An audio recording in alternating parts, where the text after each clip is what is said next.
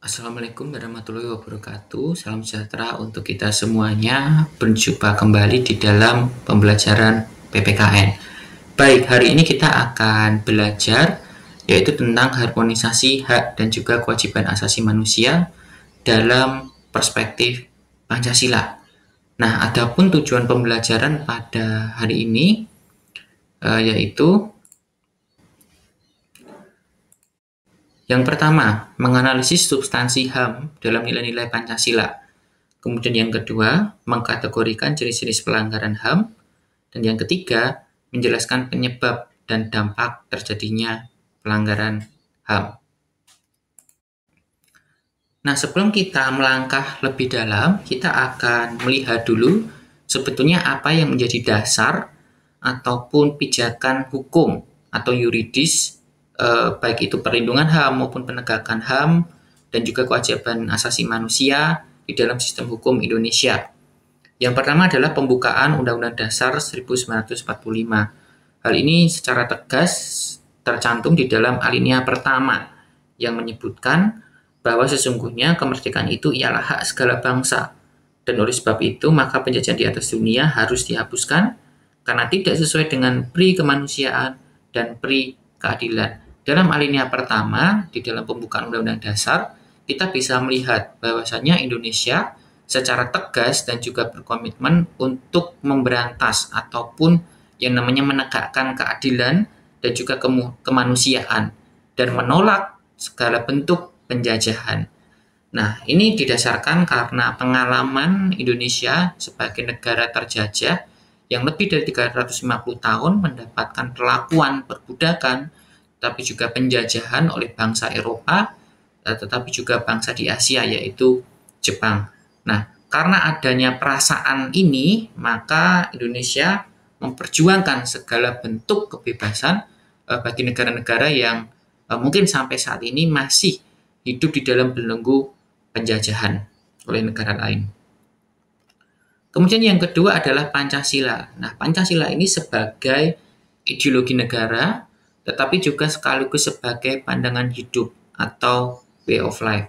Untuk itu, maka setiap tindakan, setiap perilaku, setiap sikap, baik itu oleh pejabat negara maupun masyarakat Indonesia haruslah mencerminkan nilai-nilai dari setiap sila Pancasila. Kemudian yang ketiga adalah batang tubuh Undang-Undang Dasar Negara Republik Indonesia tahun 1945.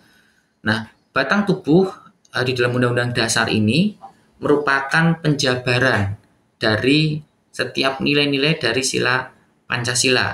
Nah, tetapi perlu diingat di dalam batang tubuh ini yang diatur tentang HAM dan juga kewajiban asasi manusia sifatnya masih umum, belum praktis dan juga belum ada langkah-langkah teknisnya untuk bagaimana melakukan penegakan dan juga perlindungan HAM. Nah, untuk itu maka perlu yang namanya sebuah peraturan atau produk hukum. Nah, peraturan produk hukum ini bisa berupa undang-undang, bisa berupa TAP MPR, bisa berupa peraturan pengganti undang-undang, maupun peraturan presiden. Nah, jadi produk-produk hukum ini adalah undang-undang yang sifatnya itu organik atau yang sifatnya itu implementatif. Jadi undang-undang ini dibuat untuk mengaplikasikan atau mengkonkretkan aturan-aturan yang ada di dalam setiap pasal di dalam Undang-Undang Dasar Negara Republik Indonesia tahun 1945.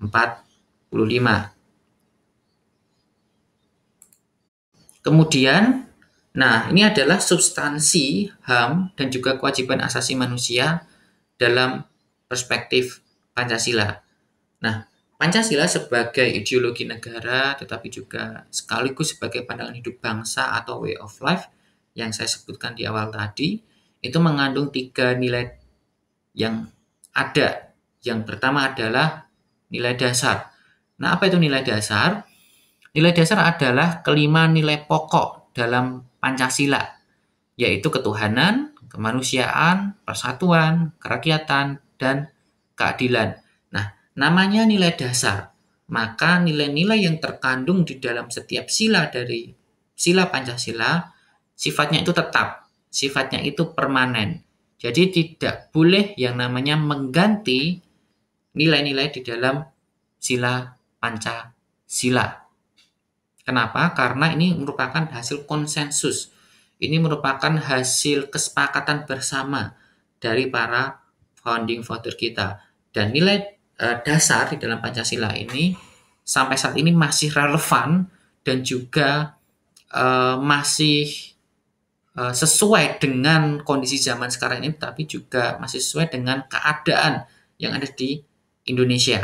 Maka nilai dasar tidak boleh diubah. Kemudian yang kedua adalah nilai instrumental. Nah, nilai instrumental ini merupakan alat atau media yang terwujudnya nilai-nilai dasar. Tujuannya agar HAM dapat dilindungi dan ditegakkan apabila terjadi pelanggaran HAM. Jadi nilai instrumental ini adalah sebuah nilai di mana merupakan nilai yang sifatnya itu praktis, merupakan penjabaran dari nilai dasar yang ada di dalam sila Pancasila. Karena kita tahu bahwa nilai dasar di dalam Pancasila itu sifatnya masih abstrak, masih umum begitu. Nah, dan itu masih belum bisa diterapkan secara langsung. Dan bagaimana apabila ada orang atau mungkin pejabat atau bahkan warga negara lain yang apabila melanggar nilai dasar Pancasila, bagaimana pelaksanaan ataupun penindakan hukumnya. Nah, untuk itu maka perlu ya dibuat namanya sebuah peraturan hukum, di mana itu merupakan peraturan yang sifatnya praktis dan merupakan penjabaran dari nilai dasar Pancasila. Kemudian yang ketiga adalah nilai praksis. Apa itu nilai praksis? Nilai praksis adalah realisasi cita-cita, yaitu nilai dasar, dalam kehidupan setelah diproses dengan norma ataupun kebijakan yang dibuat. Nah, nilai praksis ini bersifat nyata dan juga selalu memiliki kesenjangan dengan nilai dasar jika terjadi kesenjangan antara nilai dasar dan juga nilai praksis. Maka yang seharusnya berperan adalah dimensi normatif. Jadi di dalam kehidupan berbangsa dan juga bernegara, kita melihat dan juga bahkan mengalami sendiri adanya kesenjangan antara nilai-nilai dasar yang ada di dalam Pancasila dengan kenyataan di lapangan. Misalnya di dalam sila pertama, misalnya ketuhanan yang Maha Esa. Di dalam nilai dasar tersebut terkandung bahwasanya setiap orang itu memiliki kebebasan, memiliki yang namanya hak asasi manusia untuk beribadah sesuai dengan agama dan juga kepercayaannya masing-masing. Nah, untuk itu maka tidak boleh yang namanya umat beragama itu mendapatkan diskriminasi, baik itu di dalam menjalankan ibadah maupun di dalam mungkin pendirian rumah ibadah. Nah, tetapi kenyataannya di lapangan masih saja ada beberapa kelompok-kelompok agama itu yang mendapatkan diskriminasi, bahkan mendapatkan yang namanya persekusi dari kelompok agama lain, baik itu di dalam menjalankan ibadahnya maupun di dalam perizinan pembuatan rumah ibadah. Kemudian contoh lagi di dalam nilai kemanusiaan. Nah, di dalam nilai kemanusiaan kita harus menjunjung tinggi yang namanya persamaan, harkat dan martabat sebagai manusia tanpa memandang yang namanya status, agama, golongan, suku, agama, ras di dalam mendapatkan akses, mungkin akses pendidikan, akses kesehatan, politik, dan lain sebagainya. Tetapi di dalam kenyataannya masih ada beberapa kelompok-kelompok yang itu mendapatkan ketidakadilan atau kemanusiaan. Misalnya ketika mungkin ada kelompok dari masyarakat miskin yang berobat di dalam fasilitas kesehatan tetapi mendapatkan diskriminasi. Nah, itu adalah contoh-contoh dari adanya kesenjangan antara nilai dasar dengan nilai praksis. Nah, bagaimana untuk menegakkannya? Maka kita harus kembali ke nilai instrumental, yaitu produk-produk hukum yang mengaturnya, baik itu undang-undang, TAP MPR, peraturan pengganti undang-undang maupun keputusan presiden. Nah, kemudian kita akan melihat lebih dalam lagi apa saja sebetulnya nilai-nilai dasar yang terkandung dalam Pancasila, khususnya berkaitan dengan hak asasi manusia. Nah, di dalam sila pertama itu menjamin hak kemerdekaan untuk memeluk agama, melaksanakan ibadah, dan menghormati perbedaan agama. Sila tersebut mengamanatkan bahwa setiap warga negara itu bebas untuk memeluk agama dan kepercayaan masing-masing. Indonesia sebagai sebuah negara yang berketuhanan, maka mewajibkan ataupun mensyaratkan warga negaranya itu untuk memiliki kepercayaan atau agama. Nah, untuk itu maka setiap warga negara maupun masyarakat Indonesia itu wajib menghormati agama atau kepercayaan dari orang lain. Lalu sila kedua yaitu mengamanatkan adanya persamaan derajat, persamaan hak, dan persamaan kewajiban antara sesama manusia sebagaimana tercantum di dalam pasal 7 Deklarasi Hak Asasi Manusia PBB yang melarang adanya diskriminasi. Ya, jadi diskriminasi adalah sebuah perbedaan perlakuan yang diterima seseorang dalam situasi yang sama dan dalam situasi yang berbeda. Jadi inti dari diskriminasi adalah adanya perlakuan yang berbeda kepada dua kelompok gitu. Nah, diskriminasi ini bisa mengacu kepada diskriminasi berdasarkan ras, berdasarkan suku, agama, kemudian status ekonomi, politik, profesi, dan lain sebagainya. Kemudian sila ketiga, ini mengamanatkan adanya persatuan di antara warga negara dengan menempatkan kepentingan negara di atas kepentingan pribadi dan golongan. Hal ini sesuai dengan pasal 1 Deklarasi Hak Asasi Manusia PBB bahwa setiap orang dilahirkan merdeka dan memiliki hak-hak dan juga martabat yang sama. Nah, ini perlu juga kita galakkan tetapi juga kita tumbuh kembangkan sekarang ini, di mana banyak sekali orang-orang yang itu fanatis gitu, di mana mereka lebih cenderung untuk bersosialisasi ataupun menjalin hubungan dengan orang lain yang itu memiliki kelompok yang sama, misalnya kelompok agama yang sama, kelompok suku yang sama, ataupun kelompok ras yang sama, begitu, atau pandangan politik yang sama. Nah, sehingga persatuan dan kesatuan dan juga kepentingan nasional ini seakan-akan dikaburkan. Nah, ini akan sangat bahaya. Kenapa? Karena ini akan menimbulkan namanya segmentasi atau pengkotak-kotakan kelompok yang ada di masyarakat. Nah, untuk itu, maka dampak ke depan adalah Indonesia akan sangat mudah sekali untuk dipecah belah atau diadu domba. Ini sama seperti yang terjadi oleh bangsa Indonesia ketika mulai munculnya penjajahan, di mana masing-masing antar kerajaan itu sangat dengan mudahnya untuk dipecah belah oleh kolonialisme Belanda pada saat itu. Kemudian sila keempat ini mengamanatkan bahwa setiap warga negara berhak untuk menyampaikan pendapat dan hak untuk berkumpul dalam kegiatan musyawarah. Hal ini sesuai dengan yang tercantum dalam Mukadimah dalam pasal 1 Deklarasi Hak Asasi Manusia PBB.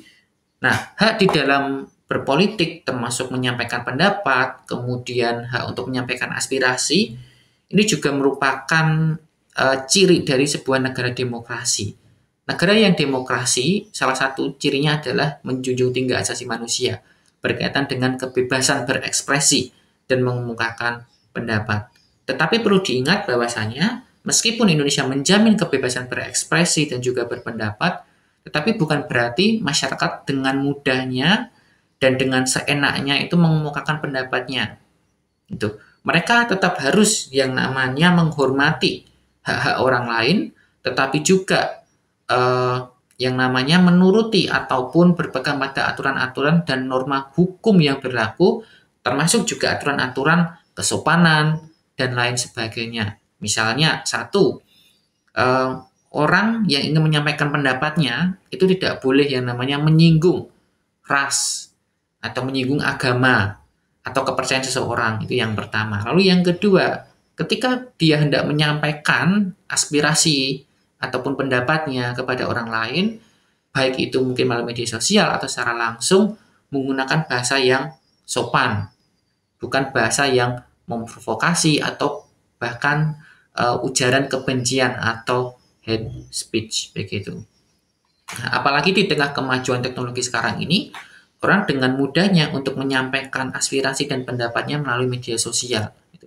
Tetapi meskipun orang itu bersosialisasi di dalam media sosial dan ingin menyampaikan pendapatnya, mereka tetap harus yang mengedepankan yang namanya etika digital atau etika bagaimana seseorang itu berkomunikasi dan juga berinteraksi di dalam media sosial. Misalnya seperti yang saya katakan tadi, dengan menggunakan bahasa yang sopan, tidak mengandung unsur kebencian atau provokasi, tidak menyinggung suku, agama, ras, dan juga kepercayaan orang lain, kemudian tidak menyebarkan berita bohong, dan lain sebagainya. Kemudian yang terakhir yaitu sila kelima, adanya pengakuan hak milik perseorangan yang dilindungi oleh negara dalam kaitan pemanfaatannya. Jadi sila kelima ini lebih menekankan kepada seseorang itu memiliki hak milik itu. Jadi seseorang itu memiliki hak untuk memiliki sesuatu, entah itu yang sifatnya mungkin material seperti mungkin benda-benda, mungkin properti, ataupun mungkin harta benda yang lain yang bisa dilihat, transportasi dan lain sebagainya, tetapi juga hak milik seseorang berkaitan dengan benda-benda yang sifatnya imaterial. Misalnya, mungkin hak untuk memiliki pendidikan yang tinggi, kemudian jabatan politik, ataupun lain sebagainya. Kemudian selanjutnya, ini adalah HAM dan kewajiban asasi manusia dalam nilai instrumental. Jadi sebagaimana yang saya katakan di awal, nilai instrumental ini merupakan pelaksanaan ataupun nilai-nilai yang itu didasarkan atas nilai dasar di dalam Pancasila.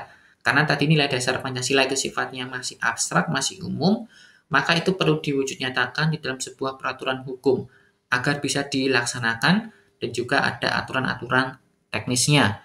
Nah, ini bisa kita bagi di dalam 6 kategori, yaitu Undang-Undang Dasar Negara Republik Indonesia tahun 1945, kemudian ketetapan MPR, Undang-Undang Organik, Peraturan Pengganti Undang-Undang, Peraturan Pemerintah, dan juga keputusan Presiden. Di dalam Undang-Undang Dasar, kita bisa melihat khususnya di dalam pasal 27 sampai 34 dan pasal 28A sampai 28J.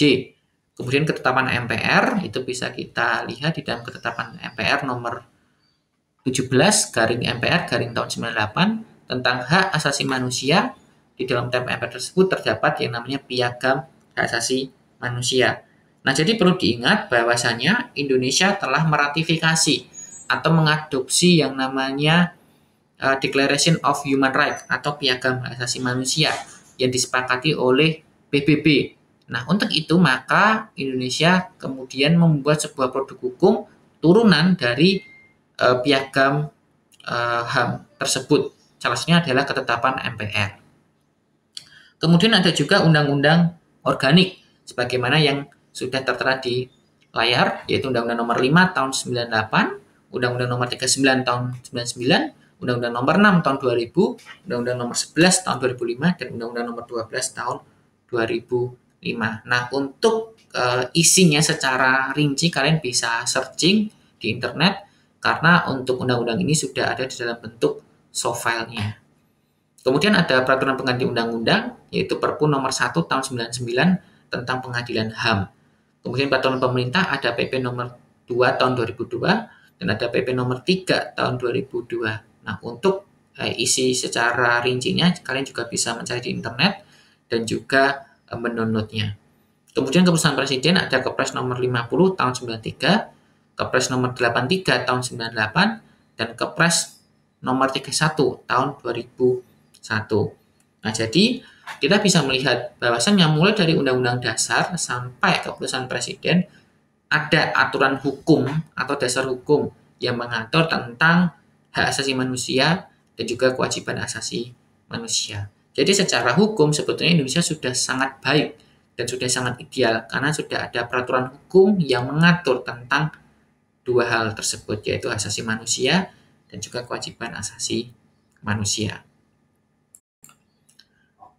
Nah, kemudian sekilas ini adalah isi dari hak asasi manusia apa saja yang itu dijamin di dalam Undang-Undang Dasar.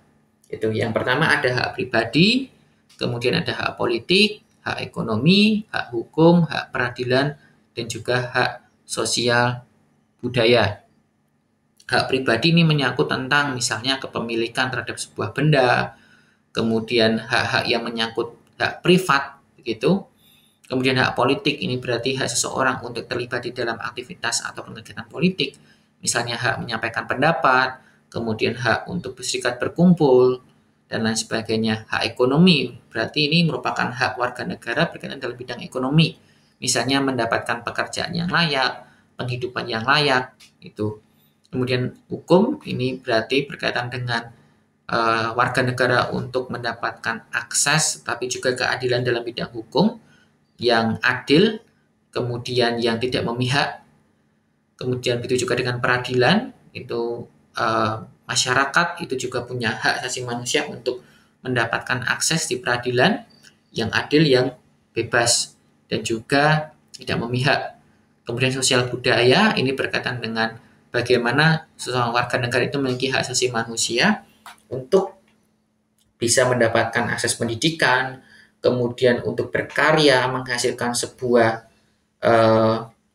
seni ataupun hasil cipta karya dan lain sebagainya.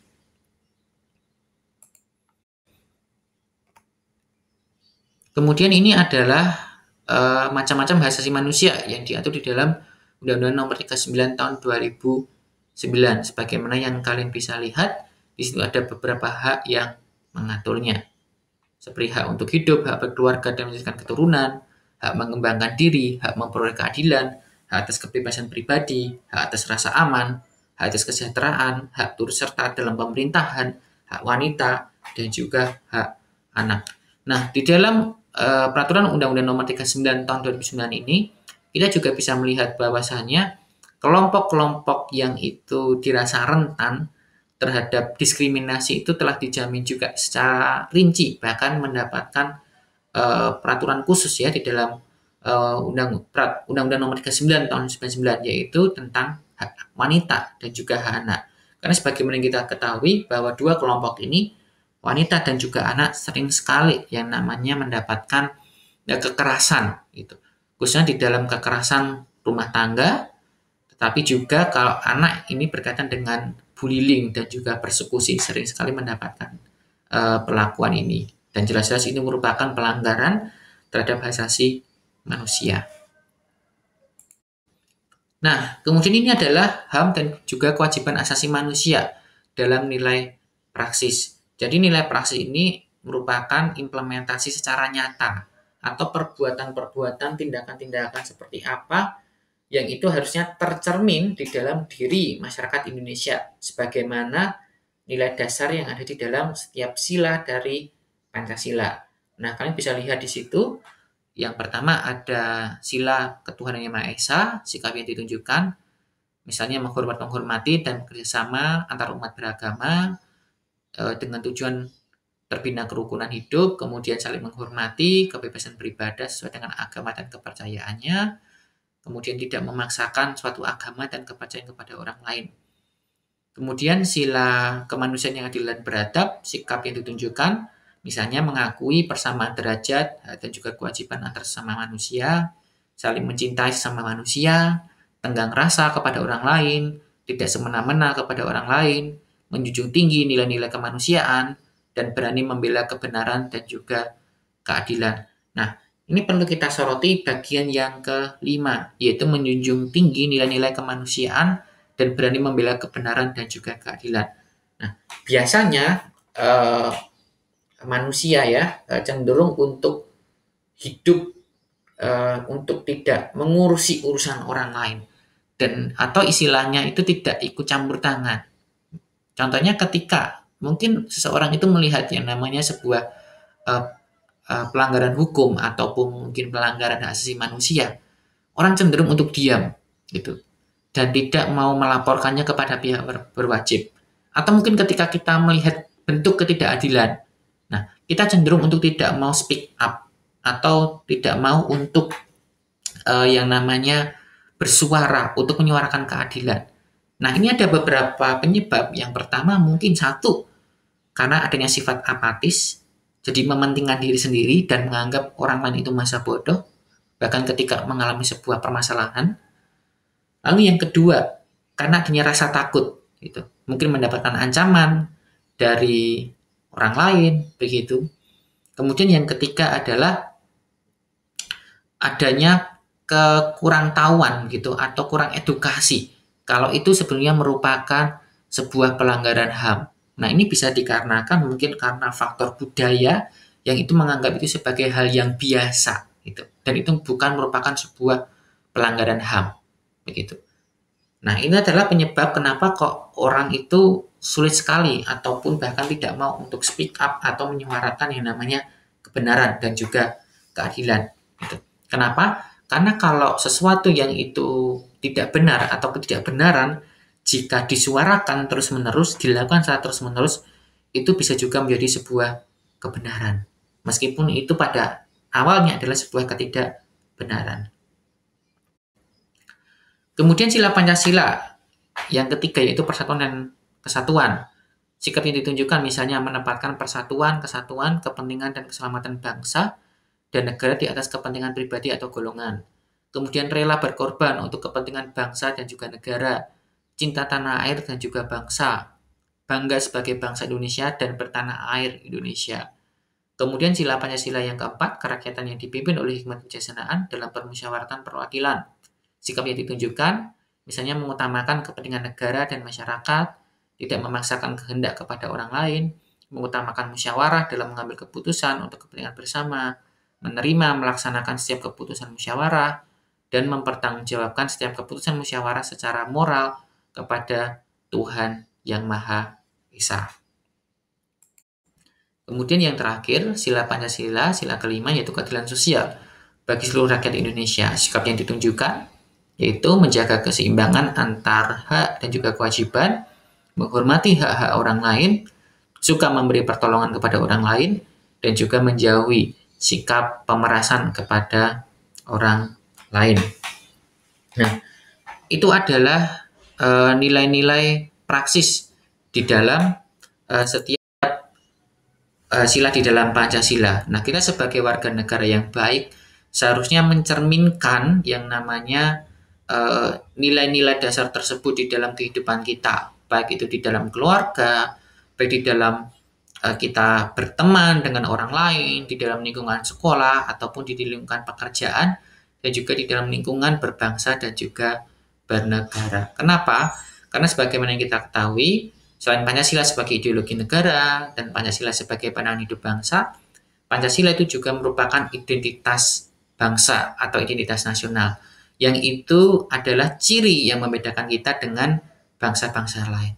Jadi ketika kita mungkin pergi ke luar negeri dan juga bersosialisasi dengan warga negara asing, dan kita menerapkan nilai-nilai dasar Pancasila tersebut, itu yang menjadi ciri khas kita. Dan orang lain bisa melihat, oh ternyata ini toh yang namanya budaya ataupun ciri khas dari masyarakat Indonesia yang mencerminkan 5 nilai dasar dari Pancasila tersebut.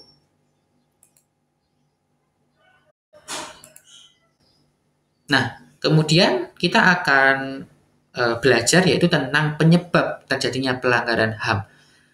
Secara umum ada 2 faktor yang menyebabkan terjadinya pelanggaran HAM. Yang pertama faktor internal, yang kedua adalah faktor eksternal. Faktor internal adalah faktor terjadinya pelanggaran HAM yang itu muncul dalam diri orang tersebut atau muncul dalam diri orang yang melakukan pelanggaran HAM. Apa saja? Misalnya satu, sikap egoisme. Sikap egoisme adalah sebuah sikap ataupun juga tindakan yang mementingkan diri sendiri ketimbang orang lain. Misalnya ya, misalnya ketika kita punya saudara begitu, ini kita berbicara tentang saudara dekat atau saudara kandung, dan pada suatu ketika ada yang namanya pembagian warisan. Nah, atau pembagian harta kekayaan yang dimiliki orang tua. Biasanya ketika orang tua sudah meninggal, maka harta warisan itu dibagi rata dengan jumlah anak yang dimiliki orang tua tersebut. Tetapi karena kita punya sikap egois, mementingkan diri sendiri, maka saya itu akan menghalalkan segala cara untuk bisa menguasai semua harta tersebut. Bahkan sampai melakukan yang namanya tindak pelanggaran HAM berat, yaitu apa? Pembunuhan, rela untuk membunuh saudara kandungnya sendiri. Nah, ini dikarenakan sikap egoisme. Kemudian yang kedua adalah tingkat kesadaran. Nah, ada juga mungkin orang-orang yang itu belum sadar ataupun kurangnya edukasi terhadap pentingnya yang namanya penghormatan terhadap hak asasi manusia orang lain. Nah, misalnya begini,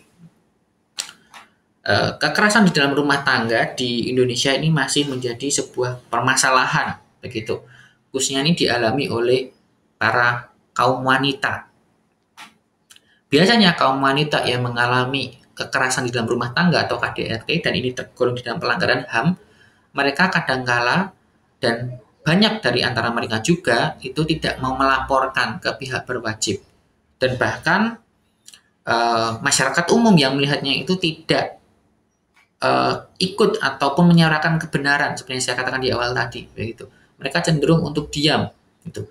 Nah, ini bisa juga dikarenakan adanya ketidaktahuan atau tidak kemauan mereka untuk menyuarakan keadilan karena mungkin edukasi yang kurang baik atau kurang rendah. Mungkin mereka takut untuk melapor karena nanti akan diancam dan lain sebagainya. Padahal sebetulnya sudah ada undang-undang yang mengatur tentang perlindungan saksi dan juga korban. Nah, untuk tingkat kesadaran yang masih rendah ini atau kurangnya edukasi, maka pihak-pihak yang terkait, misalnya KPAI, ataupun Komnas Perlindungan Perempuan, dan juga penggiat hak asasi manusia, itu perlu yang namanya melakukan edukasi kepada masyarakat agar mereka bisa melek tentang hak asasi manusia, dan apabila mereka menjadi korban ataupun melihat terjadinya pelanggaran HAM, mereka tidak takut untuk melaporkannya. Kemudian yang ketiga adalah sikap tidak toleran.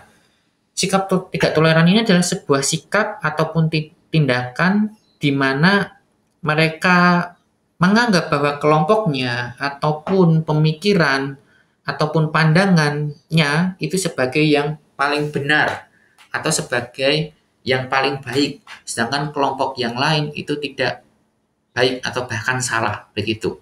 Nah, misalnya sikap tidak toleransi ini muncul paling banyak ya ini di dalam kehidupan di dalam beragama gitu. Adanya dua kelompok agama yang berbeda begitu, entah itu sesama agama tetapi berbeda mazhab atau berbeda aliran, atau yang kedua adalah jelas-jelas berbeda agama, sering sekali sikap tidak toleransi ini muncul begitu. Nah, kemudian apa yang harus dilakukan? Yang harus dilakukan adalah berarti satu, kita harus mengesampingkan yang namanya kepentingan kelompok atau kepentingan golongan begitu. Karena dengan kita tadi terkotak-kotak atau tersegmentasi, kita akan dengan mudahnya dipecah belah dan itu akan menjadi celah bagi kelompok-kelompok yang itu ingin memecah belah bangsa, bahkan ingin menghancurkan bangsa Indonesia begitu. Kemudian yang kedua adalah faktor eksternal. Misalnya satu, ketidaktegasan aparat penegak hukum. Sebuah peraturan hukum yang baik yang sudah dengan jelas mengatur pelanggaran HAM dan juga sudah ada sanksi yang tegas yang mengaturnya, tetapi jika tidak diikuti dengan ketegasan aparat penegak hukum, itu akan sama saja. Misalnya, ketika ada seseorang yang melakukan pelanggaran hukum ataupun pelanggaran HAM, begitu, contohnya human trafficking ataupun kita menyebutnya itu perdagangan manusia, ataupun eksploitasi anak ataupun eksploitasi seksual kepada kaum perempuan. Tetapi jika pelakunya itu tidak ditindak secara tegas oleh aparat penegak hukum, mungkin karena dia punya backingan ataupun adanya penyuapan di situ, maka tidak dilanjutkan di proses pengadilan, maka sampai kapanpun pelanggaran HAM itu akan masih terjadi karena adanya ketidaktegasan dari aparat penegak hukum. Lalu yang kedua, adanya penyalahgunaan kekuasaan. Nah, pelanggaran HAM ini bisa terjadi karena adanya kekuasaan yang dimiliki oleh seseorang, baik itu oleh pejabat ataupun masyarakat sipil.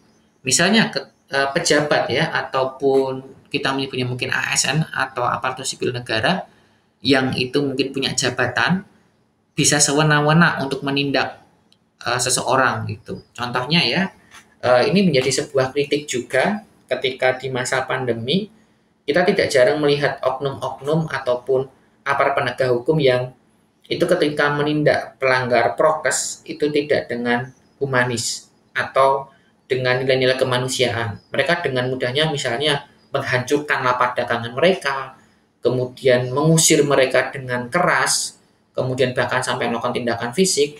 Nah, itu juga merupakan salah satu penyebab terjadinya pelanggaran HAM karena penyalahgunaan kekuasaan. Gitu.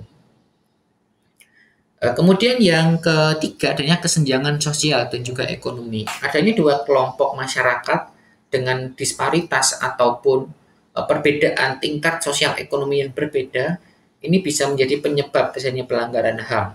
Nah, saya contohkan misalnya ini pernah terjadi di Kalimantan kalau tidak salah antara masyarakat Sampit begitu dan juga masyarakat yang ada di Kalimantan di situ, di mana adanya kesenjangan sosial ekonomi yang tinggi, maka terjadi yang namanya pembunuhan. Itu terjadi pembunuhan antar kelompok suku karena adanya kecemburuan sosial ekonomi yang ada di sana. Nah, untuk itu bagaimana cara mencegahnya? Ya maka pemerintah harus dengan daya dan upaya agar pemerataan ekonomi dan juga sosial itu bisa merata. Karena sebuah negara yang tingkat sosial ekonominya itu setara atau rata, begitu tidak adanya kesenjangan, maka tindak pidana termasuk juga pelanggaran HAM itu biasanya relatif kecil. Nah, kemudian ini adalah jenis-jenis pelanggaran HAM. Jadi pelanggaran HAM itu bisa dibagi jadi dua, itu pelanggaran HAM ringan dan juga pelanggaran HAM berat. Pelanggaran HAM ringan misalnya itu memaksakan kehendak orang lain, kemudian meminta orang lain untuk sependapat dengan dirinya, kemudian melarang orang lain untuk beribadah, melarang seseorang mendapatkan informasi atau pengajaran, kemudian melarang orang lain untuk bisa berpendapat. Kemudian pelanggaran HAM berat dibagi dua, yaitu kejahatan genosida dan juga kejahatan terhadap kemanusiaan. Genosida misalnya itu pembantaian massal terhadap kelompok suku, bangsa dengan tujuan untuk memusnahkan hingga punah. Misalnya, kalau di dalam sejarah dunia kita mengenal peristiwa Holocaust ya, peristiwa pembantaian oleh bangsa Jerman kepada bangsa Yahudi atau Bani Israel pada saat itu. Kemudian yang kedua adalah kejahatan terhadap kemanusiaan, itu ditujukan dengan kelompok penduduk sipil yang meliputi kejahatan pembunuhan, perbudakan, kemudian pemindahan paksa, perampasan, penyiksaan, pemerkosaan, penganiayaan, dan juga kejahatan apartheid atau politik yang didasarkan pada rasial atau warna kulit. Ini pernah terjadi di Afrika Selatan. Kemudian ini adalah akibat jika terjadi yang namanya pelanggaran HAM. Yang pertama, menciptakan diskriminasi dan juga ketidakadilan. Jelas, ketika terjadi pelanggaran HAM, maka di situ akan terjadi sebuah diskriminasi atau perbedaan perlakuan terhadap kelompok yang ada. Kemudian yang kedua adalah adanya rasa dendam dan juga kebencian antar sesama. Jelas ini juga bisa terjadi, apalagi itu melibatkan dua kelompok besar, ini bisa yang namanya menimbulkan sebuah dendam ataupun kebencian. Nah, dengan begitu maka mata rantai ini akan terus terjadi. Kemudian merendahkan harkat, derajat, dan martabat manusia. Kemudian menciptakan kekerasan dan konflik antar sesama. Dan yang terakhir adalah menimbulkan penderitaan serta tersiksa lahir dan juga batin pada diri korban. Jadi pelanggaran HAM itu selain bisa menimbulkan kerugian atau penderitaan secara material, tetapi secara lahir dan juga batin itu bisa terjadi dalam diri korban. Bahkan orang tersebut bisa sampai yang namanya mengalami depresi. Dan pada akhirnya jika tidak ditangani dengan baik, maka orang tersebut bisa mengambil sebuah tindakan, yaitu bunuh diri.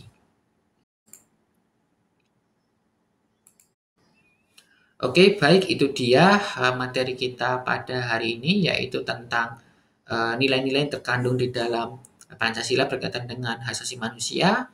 Kemudian kita juga sudah belajar tentang yang namanya penyebab terjadinya pelanggaran HAM dan juga dampaknya, serta jenis-jenisnya. Saya harap kalian bisa memahami apa yang saya sampaikan, dan kalian bisa juga untuk mengeksplor materi lebih dalam lagi di dalam sumber-sumber yang lain, entah buku, ataupun sumber dari internet. Akhir kata, saya ucapkan terima kasih. Wassalamualaikum warahmatullahi wabarakatuh. Sampai berjumpa di pembahasan PPKN berikutnya.